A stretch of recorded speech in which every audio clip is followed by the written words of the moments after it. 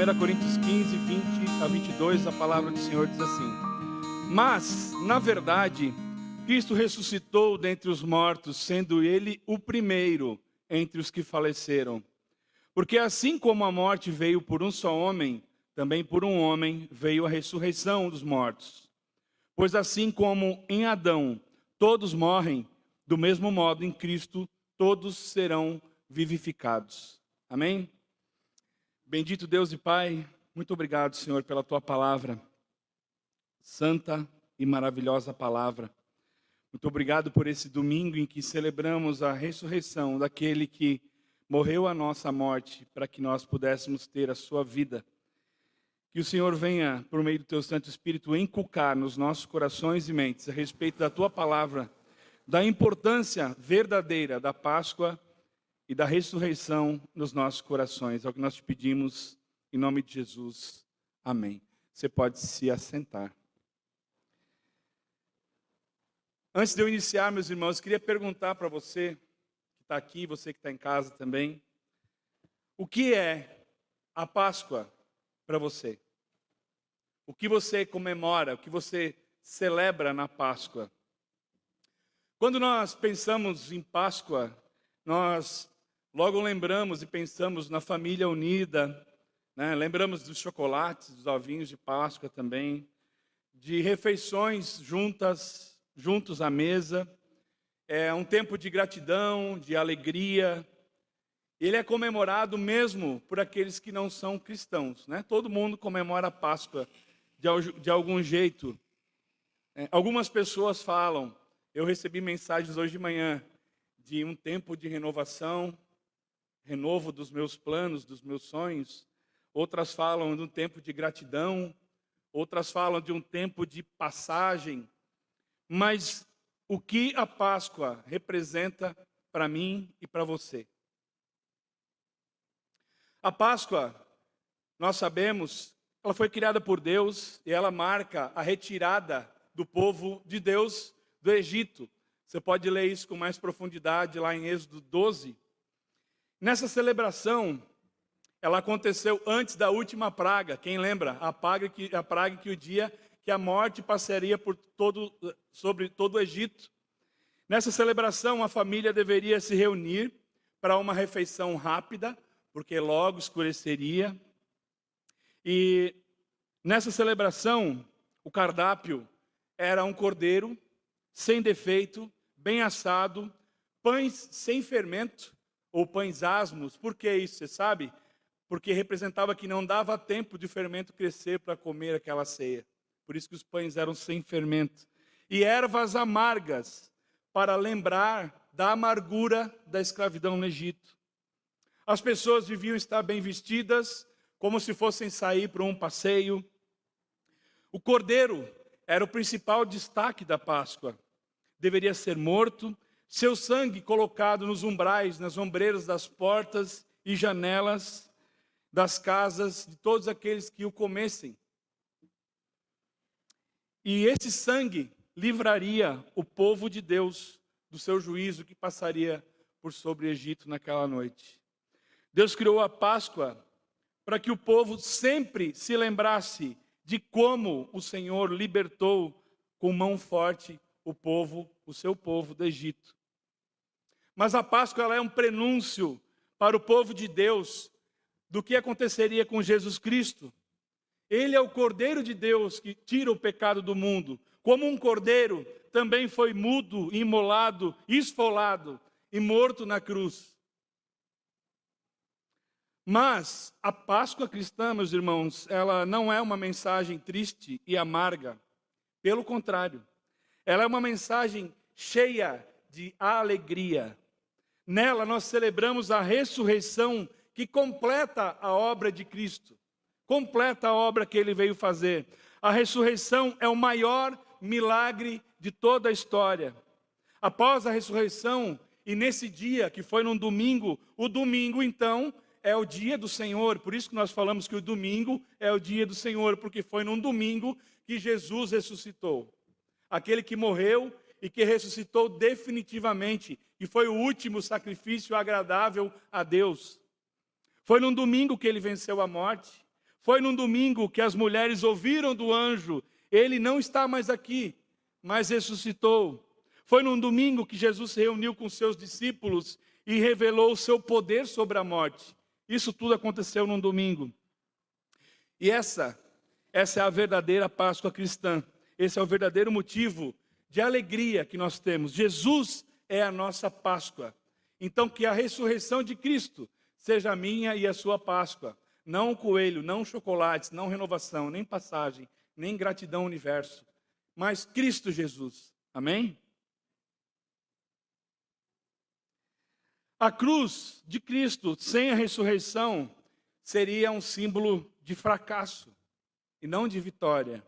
Se Cristo não tivesse ressuscitado, ele não poderia também ser o nosso Salvador. Se Cristo não ressuscitou, nós seríamos como um bando de pessoas enganadas. Paulo vai dizer ali em 1 Coríntios 15, 14, que se Cristo não ressuscitou, então a nossa pregação e a nossa fé são inúteis. Contudo, meus irmãos, a ressurreição de Cristo ela é real e é incontestável. Cristo morreu pelos nossos pecados, de acordo com as Escrituras. Foi sepultado, morto e ressuscitou, triunfante sobre a morte e o pecado, de acordo com as Escrituras. O que está escrito aconteceu. A ressurreição, meus irmãos, então, ela é a doutrina fundamental do cristianismo. A confirmação das promessas de Deus e a garantia de que Jesus é o Salvador de todos aqueles que nele creem. Mas qual é o pepino que tem aqui? Qual é o problema? Por que esse texto? Essa é a primeira carta de Paulo aos Coríntios, e a igreja de Coríntios tinha uma série de problemas, uma série delas. E Paulo dedica aqui esse capítulo 15 para falar exclusivamente a respeito da ressurreição. Por quê? A igreja de Corinto estava se desviando da verdade. Eles estavam começando a seguir algumas falsas crenças gregas, e essas crenças, aos poucos, estavam sendo introduzidas no meio da igreja e afastando as pessoas da igreja, criando novos pensamentos. A filosofia grega acreditava que a alma era imortal e que a ressurreição era impossível. Que não havia nada de bom no corpo, nada de bom, mas a alma era imortal. Quando Paulo pregou a primeira vez para eles, como fala lá em Atos 17, 32, o povo escarneceu de Paulo. Para os gregos, a ressurreição era algo intolerável, era um absurdo, era abominável. Aos poucos, as igrejas estavam se contaminando com essa doutrina. Então Paulo escreve essa carta para poder resgatar a mentalidade para a sã doutrina e para a doutrina fundamental da ressurreição de Cristo.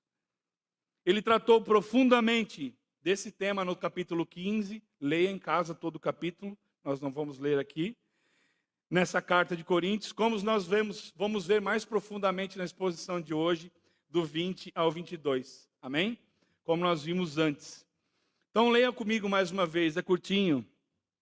Mas, na verdade, Cristo ressuscitou dentre os mortos, sendo ele o primeiro entre os que faleceram. Porque assim como a morte veio por um só homem, também por um só homem veio a ressurreição dos mortos. Pois assim como em Adão todos morrem, do mesmo modo, em Cristo todos serão vivificados. Amém? Então nós vamos ver 3 pontos super importantes dessa doutrina que Paulo quis pregar para acordar a igreja de Corinto e que ela sirva para nós não somente para acordar, mas para fundamentar a nossa fé nessa doutrina, nesse fato que é essencial para todo aquele que crê em Jesus. Se você diz que crê em Jesus, mas não crê que ele ressuscitou, ele não tem poder para ser o seu Salvador. Pense nisso. A primeira coisa que Paulo fala, que é muito interessante, que ele fala: por um homem veio a morte. Por um homem o pecado entrou no mundo. Quando Paulo diz, por um homem veio a morte, ele está se referindo a Adão no jardim do Éden. Deus permitiu Adão e Eva comerem de todas as árvores que existiam naquele jardim. Você conhece a história, exceto uma. E ele vai dizer em Gênesis 2:17, mas não comerás da árvore do conhecimento do bem e do mal, porque no dia em que comeres, com certeza morrerás. Sucedeu que Eva foi enganada pela serpente, comeu o fruto e deu a Adão. E aconteceu algo com Eva, que talvez aconteça conosco nos dias de hoje. Eva achou a serpente mais confiável do que Deus, e simplesmente porque a serpente falou aquilo que ela queria ouvir. Ela pecou e deu o pecado, fez com que Adão pecasse. Pelo pecado de um homem entrou a morte. E assim como Deus prometeu, pelo pecado de Adão a morte veio. Por desobedecer a Deus, o homem feito à sua imagem e semelhança foi condenado à morte. Lembra? Certamente morrerás. Ele foi expulso do jardim do Éden e levado a sobreviver do trabalho das suas mãos. Em Gênesis 3,19, a palavra vai dizer: do suor do teu rosto comerás teu pão. Se você sabe por que você trabalha agora, foi por causa de Adão, meu irmão. Do suor do teu rosto comerás teu pão, até que tornes a terra, pois delas foste tirado, porque és pó, e ao pó retornarás. Pelo pecado de um homem entrou a morte. E pelo pecado de um homem, pecado e morte chegaram a todos os homens. Toda a humanidade, naquele momento, era representada por Adão e Eva no jardim. E quando o homem desobedeceu, automaticamente todos nós desobedecemos. Todos nós pecamos. A partir daí, a partir do pecado de Adão, todo ser humano nasce espiritualmente morto e condenado a morrer na sua carne. É o que Paulo vai nos reforçar lá em Romanos 5,12. Portanto, assim como o pecado entrou no mundo por um só homem, Adão, e pelo pecado a morte, assim também a morte passou a todos os homens, pois todos pecaram. O pecado de Adão, então, nos trouxe a morte para todos que estavam representados naquele jardim, para toda a humanidade. Trouxe a morte para nós. Nós morremos por causa do pecado de Adão. Amém? Mas, Paulo também fala que por um só homem veio a ressurreição. Se por um só homem veio a morte, por um só homem veio a ressurreição. E nós vemos nesse ponto, por um só homem veio a ressurreição, as promessas da vinda de Cristo. Assim como a morte veio por um homem, a ressurreição dos mortos veio por outro homem. Assim como a morte veio por Adão, a ressurreição dos mortos veio do segundo Adão, como a Bíblia menciona. A morte e a ressurreição do segundo Adão trazem a ressurreição para todos aqueles que, crendo nele, respondem em arrependimento e fé.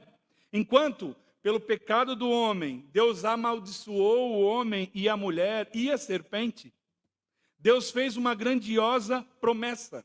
Ele mesmo enviaria a semente da mulher para destruir as obras do diabo e desfazer os danos do pecado do homem.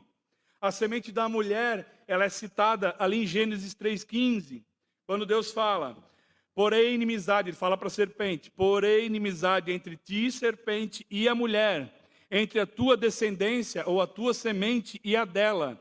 E esta, a descendência, a semente da mulher, lhe ferirá a cabeça, e tu lhe ferirás o calcanhar. Ele também falou disso na promessa segundo a semente de Abraão, quando ele fala em Gênesis 22:18. E todas as nações da terra serão abençoadas por meio da tua descendência ou da tua semente, pois obedeceste a minha voz. Ele também fala da semente de Davi, lá em 2 Samuel 7:12-13. Quando os teus dias se completarem, falando para Davi, quando os teus dias se completarem, descansares com os teus pais, providenciarei um sucessor à tua descendência, que procederá de ti, Jesus, filho de Davi, e estabelecerei o reino dele. Ele edificará uma casa ao meu nome, e para sempre estabelecerei o trono do seu reino. Durante várias gerações, vários profetas, meus irmãos, anunciaram a vinda daquele que era o Cordeiro de Deus que tira o pecado do mundo, aquele que viria morrer por nós, mas ressuscitar, aquele que viria morrer para a redenção dos nossos pecados, mas ressuscitar para a nossa justificação. A ressurreição também testifica o cumprimento dessas promessas. Durante o sermão de Pedro, lá em Pentecostes, ele cita 3 salmos de Davi para mostrar que o Cristo ressurreto, o Cristo que ressuscitou, ele é o cumprimento das palavras de Deus. Salmo 16:10, que vai dizer assim: pois não deixarás a minha vida no túmulo, nem permitirás que teu santo sofra deterioração.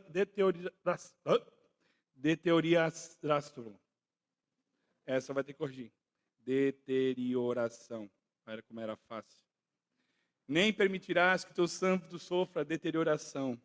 Salmo 132:11. O Senhor jurou a Davi com verdade e não se desviará dela. Colocarei um dos teus descendentes sobre o teu trono. Salmo 110:1. Nós já conhecemos. O Senhor disse ao meu Senhor. Davi reconhecendo, Deus falou para Jesus. O Senhor disse ao meu Senhor, assenta-te à minha direita, até que eu ponha os teus inimigos debaixo dos teus pés. Davi não estava falando de si mesmo quando falou do Senhor. Ele estava falando do corpo de Cristo. Ele sabia que Deus havia prometido colocar um dos seus descendentes no trono de Israel e que ele reinaria para sempre. Ele sabia que esse descendente seria o próprio Jesus, que ele acabou de chamar de Senhor. E no Salmo 110 ele estava escrevendo essas coisas sobre a ressurreição de Cristo. Paulo vai dizer lá em Atos 13, do 32 ao 33, e nós vos anunciamos as boas obras da promessa feita aos pais, a qual Deus cumpriu para nós, filhos deles, ressuscitando Jesus. A ressurreição, então, não é só meramente o cumprimento de um pacto feito com Davi, mas o cumprimento das promessas de Deus feitas aos nossos pais da fé. Esses pais que são os patriarcas de Israel, Abraão, Isaque e Jacó. Para todos esses, o Senhor fez a promessa de que viria um dia o Cordeiro que tira o pecado do mundo, aquele que reinaria sobre eles eternamente.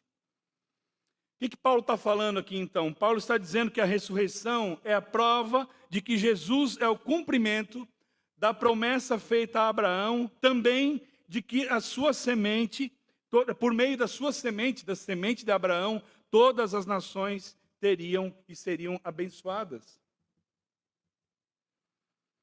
E a ressurreição também é uma confirmação incontestável das promessas do Senhor. O próprio Jesus dá testemunho de si mesmo sobre a ressurreição. Ele vai falar lá em João 5:21. Pois assim como o Pai ressuscita e vivifica os mortos, assim também o Filho vivifica aqueles a quem Ele quer. No verso 26 de João 5, ele vai dizer, porque assim como o Pai tem vida em si mesmo, também concedeu ao Filho ter vida em si mesmo. E nós vimos a pregação na última de Marcos, onde Jesus falava, estamos subindo para Jerusalém, e o Filho do Homem será entregue aos principais sacerdotes e escribas. Eles o condenarão à morte e o entregarão aos gentios. Irão zombar dele e cuspir nele, açoitá-lo e matá-lo. Mas, depois de 3 dias, ele ressuscitará. Jesus dando testemunho do que iria acontecer.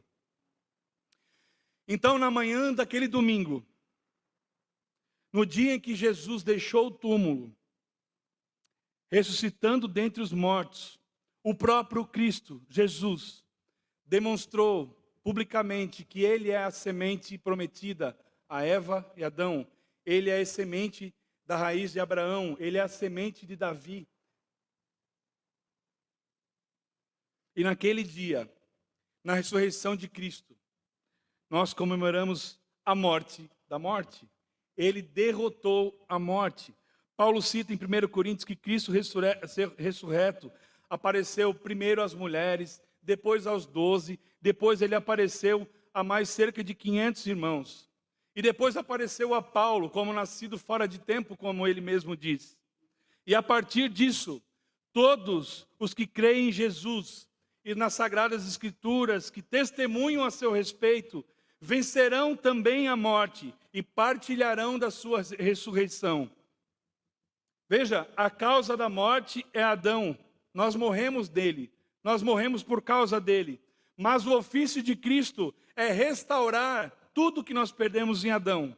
Logo, Jesus é para nós a causa de vida e vida eterna. E a sua ressurreição é o penhor, a garantia da nossa ressurreição.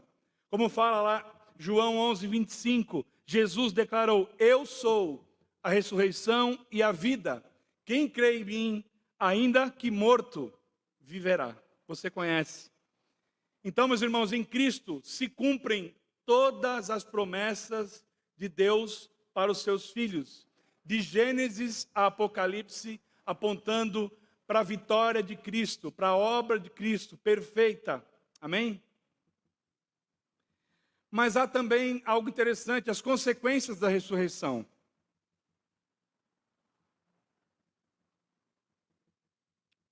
Leia lá no 22 comigo. Pois assim como em Adão todos morrem, do mesmo modo em Cristo todos serão vivificados. Então a primeira consequência que nós vemos da ressurreição de Cristo é a vivificação. No 22, como nós acabamos de ler.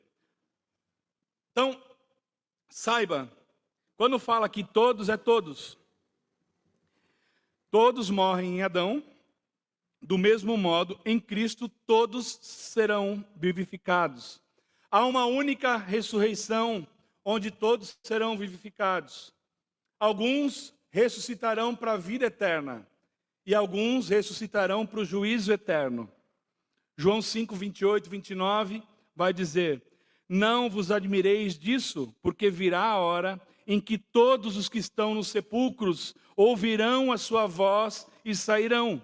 Os que tiverem feito o bem, as boas obras da fé, para a ressurreição da vida. E os que tiverem feito o mal, para a ressurreição da condenação. Então, meus irmãos, não brinquem. Prestem atenção. Ao soar da última trombeta, todos ressuscitarão. Uns para a ressurreição e a vida, outros para a condenação e o juízo, apartados eternamente de Deus. Então a ressurreição de Cristo, ela abre caminho, por isso que ele é a primícia, foi o primeiro que ressuscitou. Ele abre caminho para todos aqueles que dormem nele, terem a esperança da ressurreição para a vida eterna. A ressurreição de Cristo é a garantia de que todos aqueles que creem nele, todos aqueles que estão nele, um dia receberão um corpo de glória semelhante ao dele. Amém? E quais as bem-aventuranças dos cristãos nessa questão? Quais as consequências que nós, aqueles que cremos em Jesus, gozamos a partir da ressurreição? Quais as razões que nós temos para acreditarmos que quem morre em Cristo é bem-aventurado? Primeiro, aqueles que morrem em Cristo descansam das suas fadigas e sofrimentos. Talvez você já tenha ido ao velório, o velório cristão é doído, né? Perder alguém sempre é. Mas aquele que morre em Cristo está muito melhor do que nós. A gente fica com dor, saudade, um monte de coisa. Mas aquele que morre em Cristo, o seu sofrimento acaba automaticamente. O seu cansaço, o seu peso some. Por isso, a Bíblia chama aqueles que morreram, já morreram em Cristo, do que os que dormem. O corpo dorme, mas a alma entra imediatamente na presença do Senhor. Se você não leu isso, está lá em Hebreus 9, 7. Jesus vai falar em João 5, 24. Em verdade vos digo que quem ouve a minha palavra e crê naquele que me enviou tem a vida eterna. Não entra em juízo, mas passou da morte para a vida. Já passou. Já passou. Amém? Segundo, quando Jesus voltar, as almas dos que morreram em Cristo voltarão com ele. Todos os remidos em Cristo virão gloriosamente nesse cortejo nas nuvens. Aquele cujas almas já está no céu voltará com Cristo para o dia da ressurreição. Terceiro, quando Jesus voltar, os mortos em Cristo ressuscitarão antes da transformação daqueles que já estão vivos. O nosso corpo de glória se unirá à nossa alma, aqueles que já morreram, se unirá à nossa alma, que virá com Cristo das nuvens, e assim nós nos uniremos para sempre com o nosso Senhor. Ele falando daqui daqueles que já faleceram, que as almas já estão com Cristo. Esses novos corpos que todos receberão, os que já morreram voltarão, os que dormem ressuscitarão, e os que estão aqui serão transformados. Todos esses ganharão um novo corpo, e esse corpo será glorioso, imperecível, não se desgasta, não envelhece, não fica cansado, e estarão sujeitas, e também não estarão sujeitas a nenhum mal e nenhuma doença. Esse é o corpo de glória. Abra comigo, 1 Tessalonicenses 4, de 13 a 18, por favor.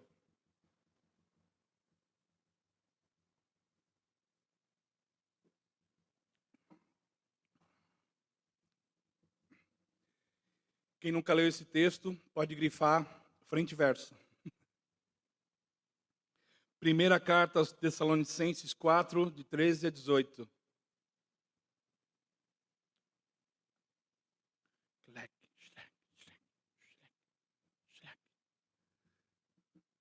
Amém? O que fala a palavra de Deus? Irmãos, não queremos que vocês sejam ignorantes quanto aos que dormem, para que não se entristeçam como os outros que não têm esperança. Se cremos que Jesus morreu e ressurgiu, cremos também que Deus trará, mediante Jesus e juntamente com ele, aqueles que nele dormiram. Dizemos a vocês, pela palavra do Senhor, que nós, os que estivermos vivos, os que ficarmos até a vinda do Senhor, certamente não precederemos os que dormem. Pois, dada a ordem, com a voz do arcanjo e o ressoar da trombeta de Deus, o próprio Senhor descerá do céu, e os mortos em Cristo ressuscitarão primeiro. Depois disso, os que estivermos vivos, seremos arrebatados juntamente com ele nas nuvens, para o encontro com o Senhor nos ares. E assim, estaremos com o Senhor para sempre. Consolem-se uns aos outros com estas palavras. Então é disso que a Páscoa fala, meus irmãos. É para isso que a ressurreição aponta. Ela não é um único fato isolado que aconteceu. Ah, Cristo só ressuscitou. Não. A ressurreição dele é a garantia da nossa. A ressurreição de Cristo aponta para a nossa. Não haveria eternidade com Deus sem Cristo ressurreto.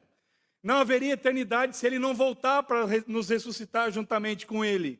Então, quando nós pensarmos em Páscoa, lembre-se disso. A ressurreição de Cristo aponta para a sua ressurreição. Amém? O filho da viúva de Naim, a filha de Jairo, Lázaro, foram ressuscitados. Você lembra dessas passagens? 3 milagres de ressurreição, mas eles voltaram a morrer. Mas Jesus é o único, é a primícia, é o primeiro que morreu, ressuscitou e vive eternamente. E vive eternamente. Se ele não vive eternamente, é vã a minha e a sua fé. É vã a minha e a sua pregação. Se nós não cremos em Cristo ressurreto, nós não somos verdadeiramente cristãos. E qual é a boa dádiva para nós? Todo aquele que crê e espera nessa promessa da ressurreição, terá juntamente com Cristo a ressurreição e a vida eterna. Isso é maravilhoso demais. Outra consequência da ressurreição de Cristo, e a última, é a morte da morte. Tragada foi a morte, fala Paulo. Jesus foi o primeiro que morreu, ressuscitou, sendo exemplo do que acontecerá conosco. Quando os que dormem ressuscitarem, veremos a morte da morte. Lá em Apocalipse ele vai falar que o último inimigo a ser vencido é a morte. Cristo já venceu a morte. Mas quando os cristãos ressuscitarem, a morte definitivamente perderá o seu poder. Lá em 1 Coríntios 15, o texto que nós estamos lendo, vai falar assim: então virá o fim. Quando ele entregar o reino a Deus, o Pai, quando houver destruído todo o domínio, toda a autoridade, todo o poder, porque é necessário que ele reine até que tenha posto todos os inimigos debaixo dos seus pés. E o único inimigo, o último inimigo a ser destruído é a morte. Então a ressurreição traz a morte da morte. A morte que entrou no mundo pelo pecado de Adão, morre pelo segundo Adão com a ressurreição de Cristo. E definitivamente com a nossa ressurreição. Amém? Entendendo dessas coisas, Paulo vai bradar: onde está, ó morte, o teu aguilhão? Onde está, ó morte, a tua vitória? O aguilhão do pecado, da morte é o pecado, e a força do pecado é a lei. Mas graças a Deus, que nos dá vitória por meio de nosso Senhor Jesus Cristo. A morte da morte. Em Apocalipse 20, 14, ele vai dizer: a morte e o inferno foram jogados no lago de fogo. Definitivamente a morte será vencida. E quando isso acontecer, o que acontecerá conosco? Qual é a consequência disso? Então, quando a morte for vencida, nós reinaremos com Cristo para sempre, na eternidade, diante do Senhor, com novos corpos de glória, por toda a eternidade, corpos incorruptíveis e imortais. Definitivamente seremos ressurretos juntamente com Cristo. Amém? Essa é a nossa Páscoa. Mas que implicações a ressurreição de Cristo tem para mim e para você? Né? Aí você vai perguntar: legal, e eu com isso? Né? E nós com isso? Como que essa mensagem deve refletir na minha e na tua vida? Ao celebrarmos a Páscoa, que Cristo ressuscitou, qual é o impacto nisso? O que isso implica no nosso dia a dia? Primeiro, ele deve implicar no nosso evangelismo. Se nós estamos em Cristo e cremos que nele temos vida eterna, nós temos que pregar essa verdade. A gente não pode ser egoísta nem orgulhoso, mas espalhar essa boa nova que há ressurreição e vida eterna em Cristo. Por que isso? Porque somente há oportunidade para as pessoas se renderem a Cristo na vida. Depois de mortos, já era. O evangelismo é para vivo, não é para mortos, não é no cemitério. É onde você está, onde você se relaciona, onde você trabalha, onde você estuda. O segundo ponto, bastante importante, é o sofrimento. O sofrimento que nós passamos nessa vida, por amor de Cristo, o Evangelho, valem a pena. Porque não se resume a essa vida. Não é só isso que nós vemos aqui. E como nós cremos na ressurreição, isso tudo que nós passamos aqui, essa pequena tribulação, tem reflexo na eternidade. Paulo, sabendo disso, escreveu: a nossa leve e momentânea tribulação produz para nós eterno peso de glória, acima de toda comparação. Ou seja, não há nenhum sofrimento que nós venhamos a passar por Cristo e pelo amor do Evangelho que se equivale ao que Cristo sofreu, e nada é tão grande que não vale a eternidade diante da presença de Deus. Então, nós devemos encarar o sofrimento, como Paulo chamou a nossa leve e momentânea tribulação, com um motivo de alegria e privilégio nas nossas vidas. Amém? Outra coisa importante, a separação do pecado. Se você e eu cremos na ressurreição de Cristo, nós cremos também no juízo final. Nós cremos no julgamento de Deus. Nós cremos nas bênçãos que nos esperam na eternidade. Então, por isso, meus irmãos, se fomos alcançados por esse Cristo que morreu e ressuscitou por nós, nós precisamos fugir do pecado, andar separados do pecado e em santidade, para que quando nós preguemos a mensagem da ressurreição, sejamos coerentes e andemos e nos portemos de acordo com esse evangelho. Que não seja uma palavra da boca para fora, mas que seja algo que nós vivamos definitivamente, realmente nas nossas vidas. Isso nos leva a ter uma mudança de postura. Uma mudança de postura moral, uma mudança de postura das nossas palavras, mas principalmente uma mudança de coerência. Precisamos ser coerentes. Então, o meu convite é: seja coerente com o que você prega e o que você vive. Outra coisa, outra implicação que tem para nós é sobre a morte. Para aquele que crê na ressurreição, a morte não é o fim. John MacArthur vai dizer assim: tudo o que a morte pode fazer para um cristão é entregá-lo a Deus. Tudo o que a morte pode fazer a um cristão é entregá-lo a Deus, a Jesus. A morte, então, é somente um evento que nos aproximará definitivamente da presença do Pai. Quando Jesus voltar, meus irmãos, em majestade e glória, nós receberemos um novo corpo. E também um corpo de glória, igual ao de Cristo. Por isso ele é a primícia, ele foi o primeiro. Encare a morte, então, como uma bênção eterna e não como o fim de todas as coisas. A morte não é o fim para o cristão. A morte não é o fim. Há muito mais. Há eternidade além da morte. Lembre-se sempre, a ressurreição de Cristo é o pilar fundamental da doutrina cristã, da fé cristã. Não seguimos um Cristo morto, pendurado numa cruz, mas um Cristo vivo e poderoso. O próprio Deus, o Filho de Deus encarnado, o Cristo que ouve. Se você pensa que não, Ele ouve. O Cristo que intercede, o Cristo que abençoa.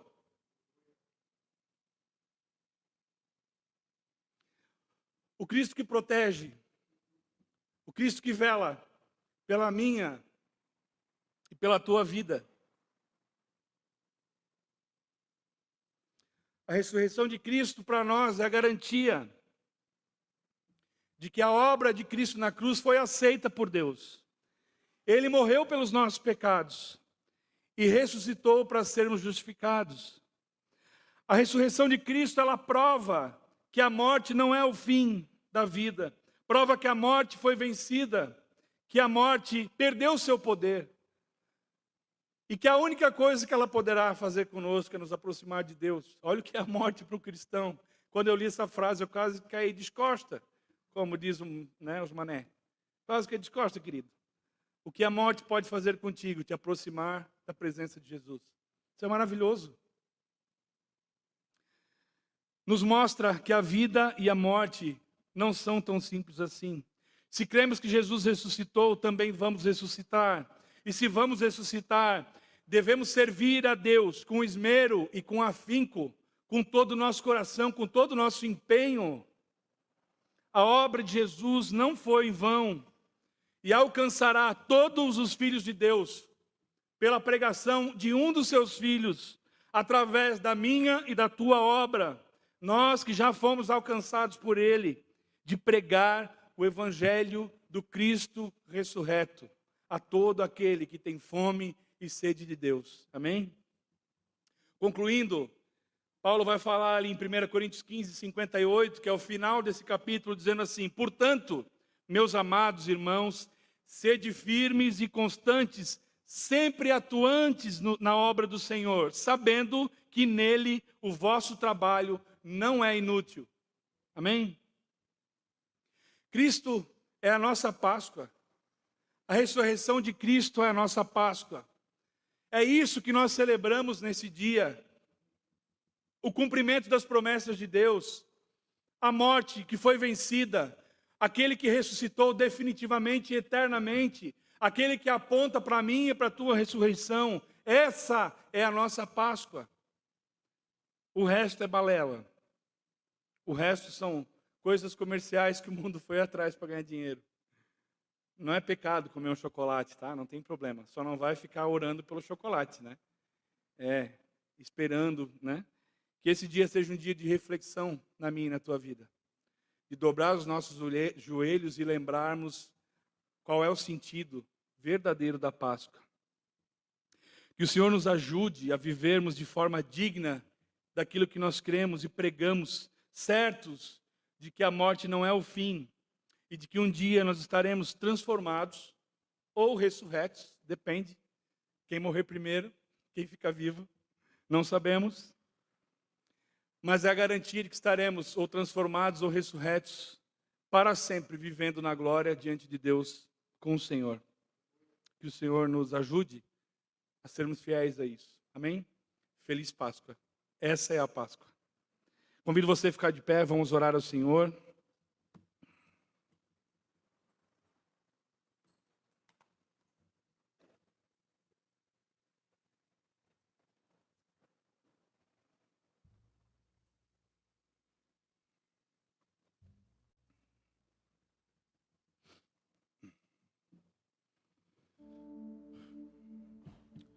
Muito obrigado, Senhor Jesus.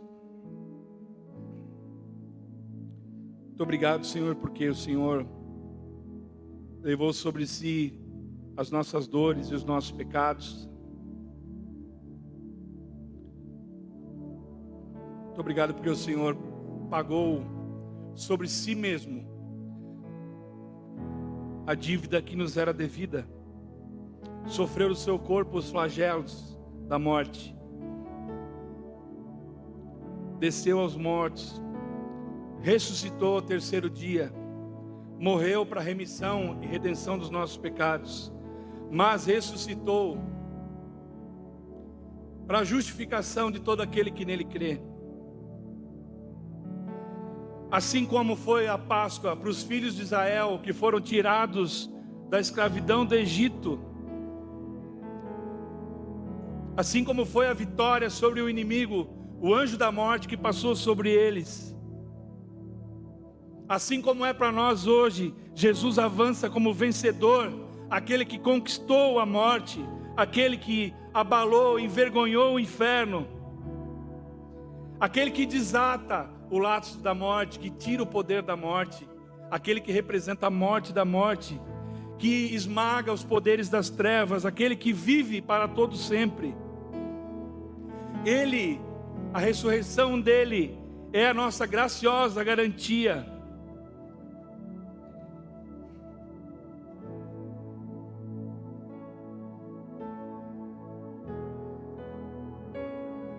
Senhor, que nós possamos inculcar no nosso coração e mente essa verdade. Jamais nos deixe esquecer a verdadeira Páscoa.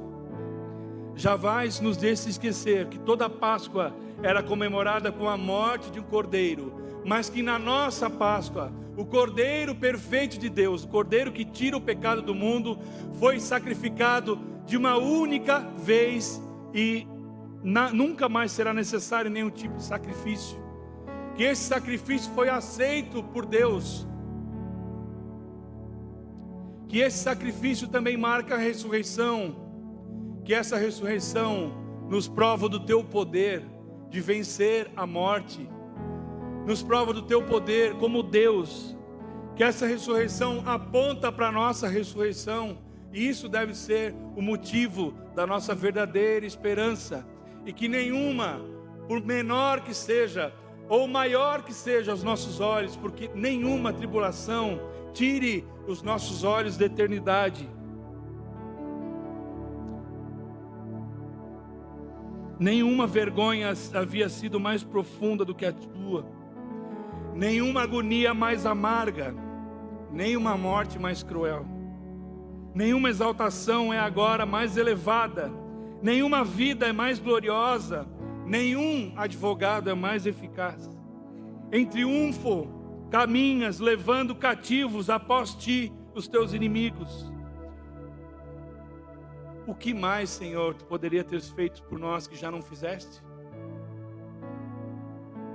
Tua morte é a nossa vida. A tua ressurreição é a nossa paz. A tua ascensão é a nossa esperança. E as tuas orações e intercessão junto ao Pai são o nosso conforto. Que possamos viver o que pregamos e possamos pregar para nós mesmos e para os outros essa verdadeira e poderosa mensagem do Cristo que ressuscitou e vive eternamente. Em nome de Jesus. Amém.